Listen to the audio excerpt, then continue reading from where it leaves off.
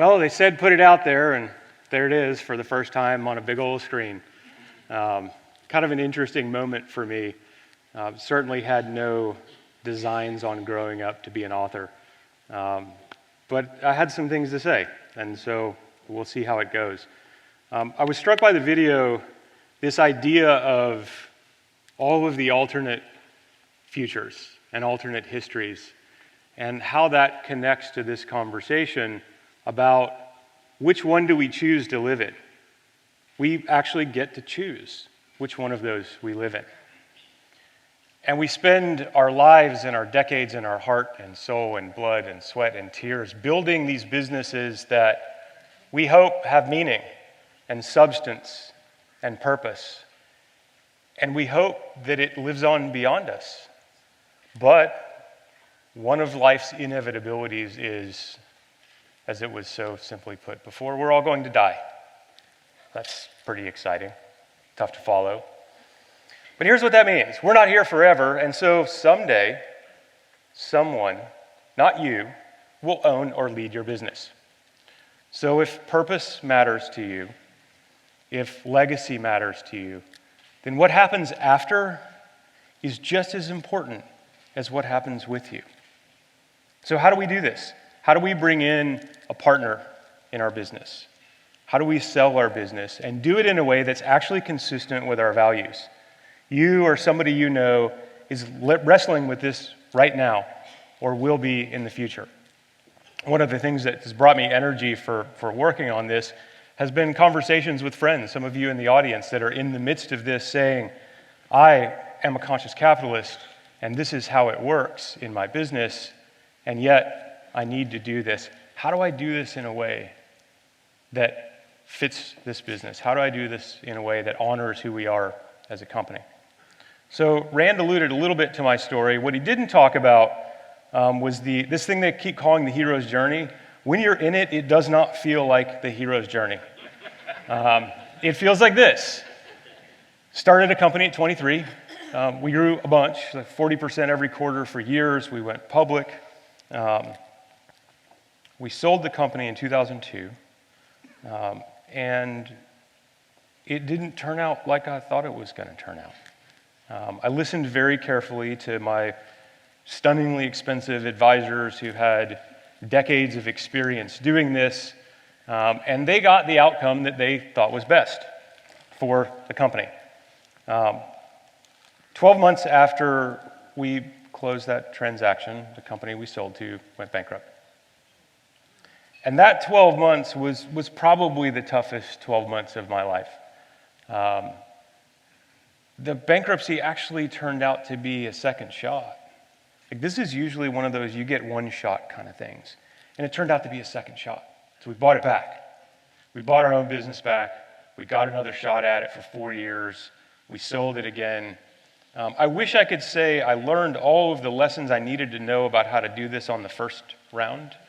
Didn't. Some, not all. We almost got it wrong. We were this close to making the wrong choice again. But we ended up in the right place. And I learned a lot from that about how to think about this stage of life and when to listen and when not to listen. And then as Rand mentioned, Randy and I went on to start Satori. So why write this book? Like, I need more stuff to do.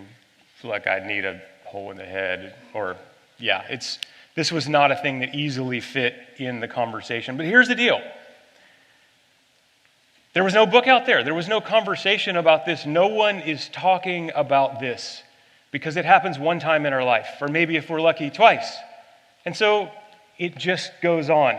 How many of you know someone who's sold their business and had deep regret after? Yeah. No one's talking about this. So, okay, it falls to me. If no one's talking about this, we have to have this conversation. For you spend your whole life building this and the wrong alternate history, and they will tear it apart, and it will be gone. And so I wanted to write the book I needed to read before I did the first one and before I did the second one. And that's my hope for you. I'll share a couple of the key ideas in the book with you And we're also going to get copies to everybody in the room. Here's the gist of it. This is an irrevocable decision, like having children or an amputation. Give it the credit it's due. Be very serious about it, very deliberate. Don't go into it lightly. But you can actually conduct a transaction and take a partner or sell it the way you run the business. What would a conscious transaction look like? What if you use that lens? When you're in this process, it is okay to take a stand on values. When you're in this process, it is okay to take a stand on your values. In fact, if you take one thing away, like I'll give you the cheat sheet for the 1-minute actionable insight, it's okay to take a stand for your values in this process. But you've got to get very, very clear in writing on what matters to you. What really matters? What about your purpose matters? What do your stakeholders want? What do you want for your stakeholders?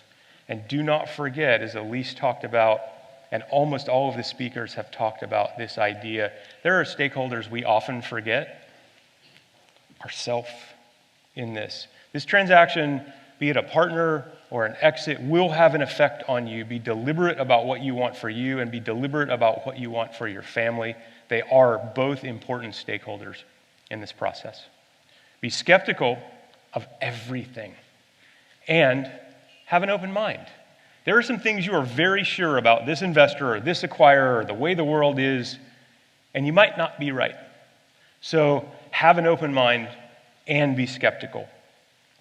Ask hard questions. If you think about a question that would make you uncomfortable to ask, and you're pretty sure might make the investor or acquirer uncomfortable, you're on the right track. If the question would terrify your banker and get you a talking to after the meeting, ask that question.